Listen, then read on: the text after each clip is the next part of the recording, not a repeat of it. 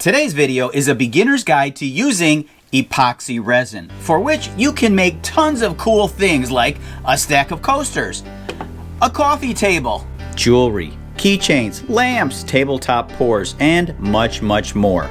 There's thousands of things you can make using an epoxy resin, and learning to use this stuff, it's so easy. And it's extremely difficult. Let me explain. On the one hand, all you're doing is mixing two ingredients, a resin and a hardener, and then you pour. That's the easy part. The difficult part comes in with all the other aspects, such as bubbles forming in your project, ripples that form in your project, things that can cause flash curing or hardening. Some epoxy products have different mixing ratios. How do you know how much product to mix so you have minimal waste? Whatever you don't use just turns into a paperweight. The other nemesis to epoxy is floating dust in the air that lands right in the middle of your project as it starts to cure. How about sanding and polishing? Temperature of your epoxy material has an effect on the outcome. Temperature in the room has an effect. What about odors and wearing masks? This stuff is a sticky mess. How do you clean it off your hands? And how do you fix a project after you spent $50 or more on materials? I don't know. It sounds like a lot of work. If you watch someone else's epoxy video or their short video, you see all the good stuff, not the imperfections, not all the ruined projects along the way.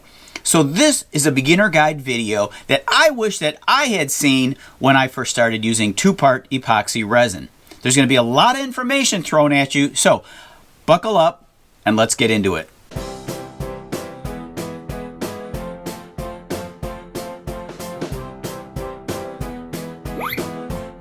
Before I show you how to make anything using epoxy resin, it's important to understand the material, the different type of epoxies available. Just like woodworking, you need to have knowledge in picking the right material for your project. So to simplify this as much as possible, all the epoxy products that I'm going to be using in this video are by a company called Let's Resin.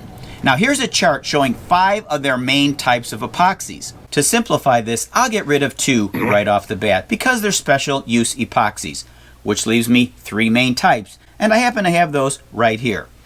This is a 1 gallon size, 1.5 gallon, and 1 gallon. Let's Resin also sells smaller bottles and kits with tools and different coloring dyes.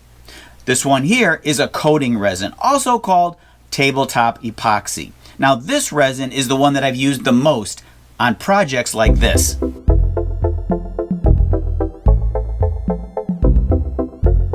This resin here is a deep pour epoxy. It's almost the opposite of the tabletop version. You use this when you're working on projects like this that are 2 to 4 inches thick. The third type of epoxy has more of a generic name. It's usually just referred to as epoxy resin. It's for casting molds up to 1 inch thick, like the coffee table you saw at the beginning of the video. Now the best way to dip your toes into the epoxy world is to just pick a project. What do you want to do? I think one fun place to begin is by making a set of coasters. You can experiment with techniques, adding colors, glitter, foil materials, and if you mess up, give it to your parents as a Christmas gift. The recommended resin for making the coasters is the regular epoxy resin. Now you can use these other 2 and they'll probably turn out fine, but the deep pour takes like 4 days to dry, so I'd avoid that. The tabletop instructions say it should be 1/8 of an inch thick recommended, but you could go up to 1/4 inch max. Now, the shortest cure time is the regular epoxy resin. It cures in about 8 to 24 hours. Let's make some coasters. Silicone molds are what you use to pour the epoxy into. Here's some examples of coaster sets that I've already made. I bought 3 coaster set molds, 15 pieces for a little over $15. After it hardens, the silicone can be peeled off easily and reused many times. For this demonstration, I'll make another set of round coasters. I'm working on a silicone mat, which I bought at the hobby store. This thing is great. When you drip epoxy on it, let it harden, and it'll peel right off. Before I use or reuse the molds, I want to clean them perfectly.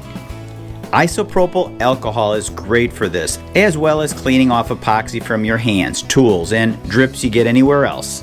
Sometimes I'll use an air compressor as well to remove any dust or debris. For mixing small amounts of epoxy, up to 8 ounces, I like to use these cups that came with the epoxy. They have these measuring marks on the side of the cup. You can also use regular plastic drinking cups. It is best if the bottoms are flat so they can be scraped as you mix the resin. The resin should be stored in a heated space in your home. My basement gets a little cold in the winter, so I warm up my epoxy in some warm water for about 10 to 15 minutes. The epoxy temperature should be between 75 and 85 degrees. This epoxy is a 1-to-1 ratio, so I'll mix up 4 ounces of part A and 4 ounces of part B. It's not easy to guess how much epoxy you're going to need when using odd-shaped molds. One thing you can do is to fill the molds with water, then pour them into a measuring cup. Always mix up a little more than you think you need, just in case. My epoxy came with this silicone stirring stick. You can also use a wood stick. They do say that wood sticks can introduce bubbles into the epoxy, but as you will see, there are hundreds of bubbles in there already. A wood stir stick isn't going to matter at this point. I just like the silicone sticks because they clean up easy and any dried epoxy can peel right off. Here's another tip for you that couldn't hurt. After mixing the epoxy thoroughly for several minutes, I like to pour it into a second cup. This way there won't be any unmixed epoxy sticking to the walls or bottom of the original cup. Then I'll mix it for another minute or so. They sell these USB rechargeable hand mixers. This one here I got from Let's Resin. I paid about 20 bucks for it. I wouldn't recommend this one. It did work, but I found it to be a little weak.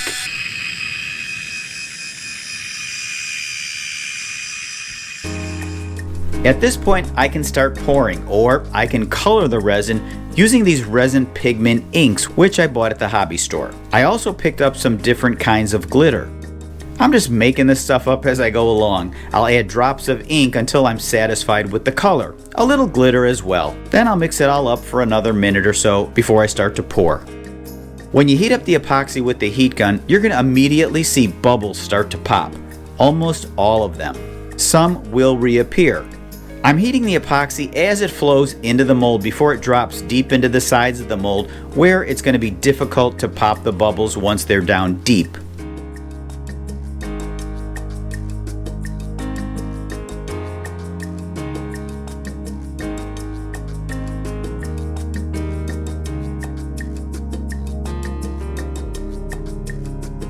I use this needle to pick out any dust, dirt, or small airborne particles that land in the epoxy. Another technique is to add drops of ink slowly and stir them, leaving colorful streaks in the epoxy.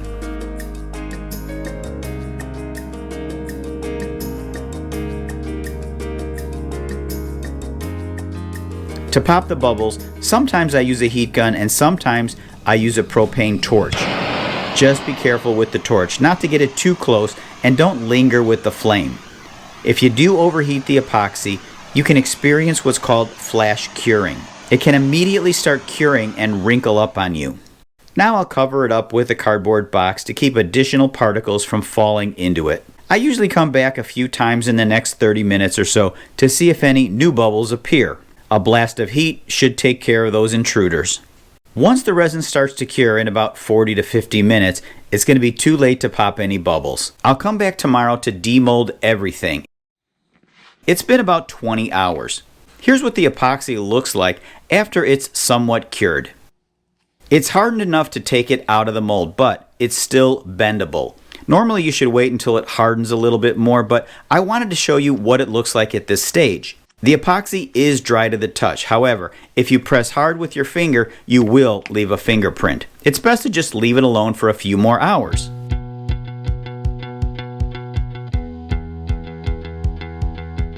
When you use molds like this, the part of the coaster facing up raises slightly on the edges.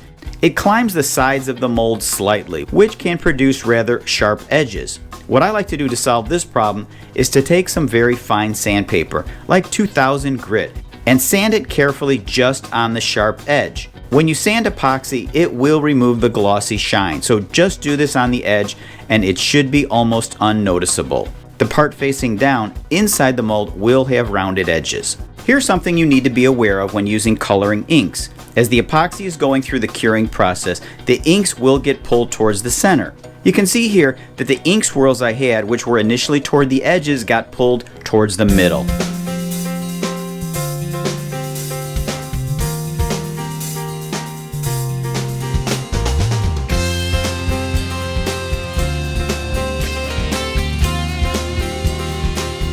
Well, there you have it, a nice set of coasters, or a great Christmas gift. Now, I'm sure some of you watching this video are going to critique my techniques. But I'm still new to this hobby and I've got a lot to learn. But as I said, I wish I knew these things when I first started using epoxy resins. There's so much more that I wish I could get into, but that's going to have to wait for part 2, where I show you how to make an epoxy resin coffee table. If you have comments or want to share your experiences using epoxy resins, please leave them in the comments section on this video. I'll leave links to all the epoxy products that I used today in my video description. I'm Tom, this is Alley Picked, and thanks for watching.